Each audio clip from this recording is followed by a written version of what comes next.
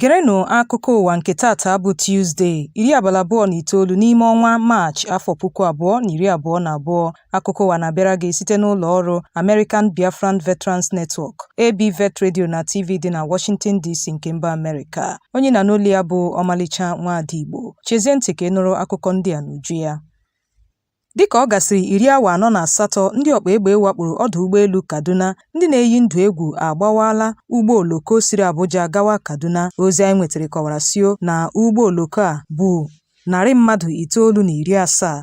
Nke a abụghị nke mbụ ha na-ebuso ụgbọ oloko agha na Naịjirịa. Ka ọ dị ugbu a, ọtụtụ ezinụlọ dị iche iche bụ ndị agbata obi ha banyere n'ụgbọ oloko ahụ enupụtala n'igwe ma zọchie n'ọdụ ụgbọ oloko ahụ. Amabeghị ọnụọgụgụ ndị lara mmụọ. Dịka ozi anyị nwetara kọwara sio na onye Director nke ụlọọrụ National Board of Technical Education bụ Abdul Isa Kofo so n'ime ndị lara mmụọ. Naanị ụfọdụ ndị hụrụ mgbe nke a mere sịrị na a tọrọ ọtụtụ mmadụ dịka ndị ọkpa egbe fanyere onwe ha ma banye n'ụgbọ oloko ahụ. Onye isi ụlọọrụ Nigerian Railways Corporation bụ Fidet Okiria bụ onye kwupụtara nke a sịrị na ya kpọtụrụ onye ọkwọ ụgbọ oloko ahụ bụ onye sịrị na ya agaghị enyeli ozi kpọmkwem otu o si wee mee nakwa mmadụ ole ndị nwetara mmerụ ahụ. Chete na aka na-achị steeti Kaduna bụ Malam Nasir El-Rufai kwuru sio na ụgbọ oloko a nwere ezi nchekwa dịka ọ gara lete ya bụ ụgbọ oloko ụnyaahụ ma sị na gọọmenti ezigara ndị nchekwa gaa na mpaghara ahụ. Ụgbọ oloko a hapụrụ Abuja n'elekere 6 nke ụnyaahụ tutu elekere 8 dịka ụfọdụ ndị mmadụ sịrị na ndị ekperima tụrụ ogbunigwe na ya bụ okporo ụgbọ oloko ma gbawaa ya. Ndị ọzọ sịrị na a tọrọ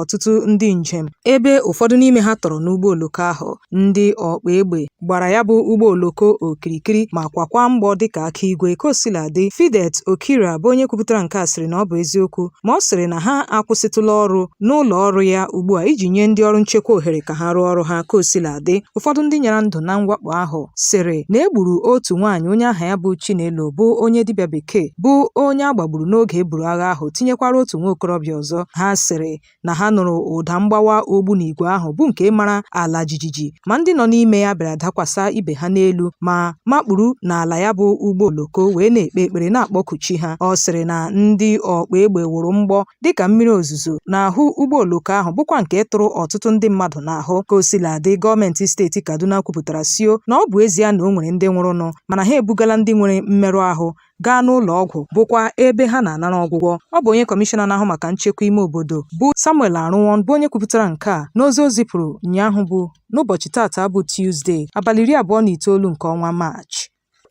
Ndị a na-enyo enyo na ha bụ ndị ọkpa egbe a na-amaghị ndị ha bụ ndị na-emejupụta ọkụ onye apụla ezi akpala ike ọjọọ n'akụkụ ụlọ ọgwụ Colliery Hospital n'ụbọchị Mọnde ma kwaa mgbọ dị egwu n'otu ụgbọala bọọsụ bụ ndị njem bụkwa ndị na-agara onwe ha ahịa. Ozi anyị nwetara kọwara sio na ndị njem a hapụrụ ụlọ ha n'ọnwa oru ụtụtụ bụ ndị na-aga azụmahịa mgbe ndị ọkpa egbe wakporo ha n'okporo ụzọ ma malitekwa ịgba egbe n'ụgbọala bọọsụ ha nọ n'ime ya. Amabeghị ọnụọgụgụ ndị lara mmụọ n'oge ewebatara ozi a mana ndị uwe ojii sịrị na onweghị onye agbagburu na ya bụ mkpamkpa kparanụ. Ụfọdụ ndị hụrụ mgbe nke a mere sịrị na ndị ọkpa egbe wakporo ha n'akụkụ ụlọ ọgwụ Colliery n'ụbọchị Mọnde. Ọ sịrị na ndị uwe ojii zọchiri ma burukwa ndị nwetara mmerụ ahụ gawa n'ụlọ ọgwụ Parkland. Ọnụ na-ekwuchitere ndị uwe ojii steeti Enugu bụ ASP Daniel Ndukwu bụ onye kwupụtara nke a sịrị na enweghị onye lara mmụọ. Ọ sịrị na ebelebe agburu na odegba n'okporo ụzọ awara awara Iva Valley dị na steeti Enugu n'isi ụtụtụ ụnyaahụ site n'aka ndị ọkpa egbe bụ ndị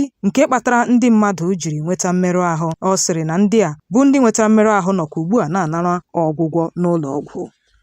Ndị bi na mpaghara South East nọrọ ụnyaahụ bụ ụbọchị Mọnde lakpuo n'ụlọ ha dịka njem ụgbọelu, ụgbọala, azụmahịa na ihe omume ndị ọzọ nyụrụ ka ọkụ na steeti Imo, Enugu, Anambra, Abia nakwa na mpaghara ndị ọzọ. Okporo ụzọ dị iche iche tọgbọrọ chakoo dịka ime ahịa, ụlọ akwụkwọ, ụlọ akụ, ọdụ ahịa mmanụ, ogige ezumike nakwa ụlọ oriri gbachisiri agbachi. Ozi anyị nwetara kọwara sio na ọbụladị ọdụ ụgbọala na ogbe ndị ọrụ aka dị iche iche dịka ndị na-arụzi ụgbọala, ndị na-arụ oche nakwa akụrụngwa ndị ọzọ lakpụsịrị n'ụlọ ha. Ọtụtụ okporo ámá bịara dịka ebe a gbara ọsọ ndụ dịka steeti Imo. Ọtụtụ okporo ụzọ ndị na-ara ekwo ekwo na-ejupụta na mmadụ bịara tọgbọrọ chakoo. Ụlọ ọrụ dị iche iche tinyekwara ndị ọrụ obodo gbahapụrụ ọrụ ha n'agbanyeghị ịdọ aka na ntị sitere n'aka ụfọdụ ndị aka na-achị steeti inye ha ntaramahụhụ ọ bụrụ ma ha agbahapụ ịbịa ọrụ n'ụbọchị Mọnde. Ndị ọrụ obodo na steeti Imo na Anambra kpọnyere n'imi ntụziaka nke aka na-achị steeti bụ Prọfesọ Charles Soludo nyere ha nakwa Hope Uzodimma nke steeti Imo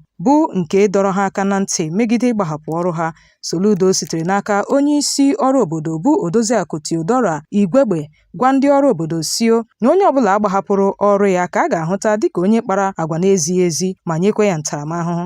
Mana ụnyaahụ bụ Mọnde, ndị ọrụ azọbataghị ụkwụ n'ụlọ ọrụ ha ebe okporo ụzọ tọgbọrọ chakoo. Kosiladị, ụnyaahụ bụ abalị 28 nke ọnwa Maachị, ụlọ akwụkwọ dị iche iche mepere, mana ha mepere naanị inye ndị nne na nna akwụkwọ ozi ka ha gharakwa ịkpọta ụmụ ha n'ụlọ akwụkwọ n'ụbọchị Mọnde, ebe ndị nke bịara ụlọ akwụkwọ bụ ụmụ akwụkwọ ka a chụghachiri azụ ka ha laghachi.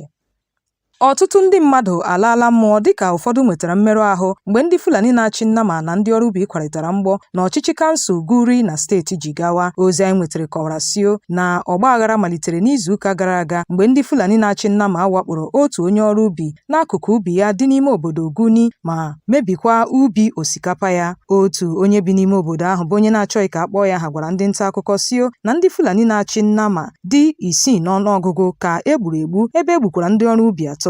Dịka o siri kwuo, mgbe ndị ọrụ ubi a chọpụtara na ọ bụ ndị Fulani gburu nwa okorobịa ahụ, ha gara n'ihu buso ndị Fulani agha n'ụbọchị ahịa n'ime ahịa, mana ndị ọchị Nnama na onwe nke ha gara wakpo ndị ọrụ ubi n'ime ọhịa ma gbuo mmadụ 2. Ọnụ na-ekwuchitere ndị uwe ojii na steeti ahụ bụ ASP Lawal Shishu kwupụtara nke a dịka otu o si wee mee, dịka ọ sịrị na udo alaghachila na mpaghara ahụ ebe ha ezigakwala ndị ọrụ nchekwa na mpaghara ahụ ma nwụchikwa mmadụ 10 ndị aka ha dị n'ime ya.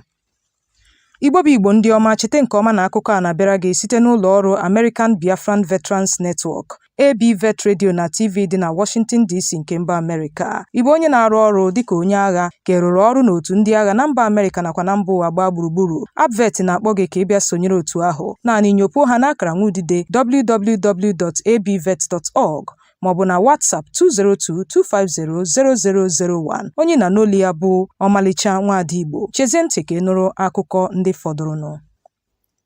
Otu akpọkwasịrị Igbo World Congress nọrọ n'ụbọchị tata bụ Tuesday katọọ ndị ndọrọndọrọ ọchịchị na mpaghara South East. Otu a jiri Texas na mba Amerịka mere ọnọdụ kọwara ndị ndọrọndọrọ ọchịchị ndị a dịka ndị na-achọ naanị ọdịmma nke onwe ha. Otu a gara n'ihu kwuo sị na ọ bụ ihe agba n'aka na-ejighị enye ele na Naịjirịa etiwala ka akwa n'ihi na ndị ugwu na-ebugharị ọkwa ọchịchị n'etiti onwe ha ebe ndị nọ na ndịda na-elebara naanị onwe ha anya nakwa nchekwa ụmụnne ha. Ọ sịrị na ọ bụ ihe ịgba anya mmiri na ndị ndọrọndọrọ ọchịchị na mpaghara South East ndị na-anaghị elebara ụmụnne ha anya ebe ha kwesịkwara ikpuchi aka n'ihu ha n'ihere n'ihi na ndị ntorobịa Igbo bụkwa ndị nọchasị n'ụlọ mkpọrọ dị iche iche. Ha zipụrụ ozi a n'akara nzirịta ozi Twitter ha.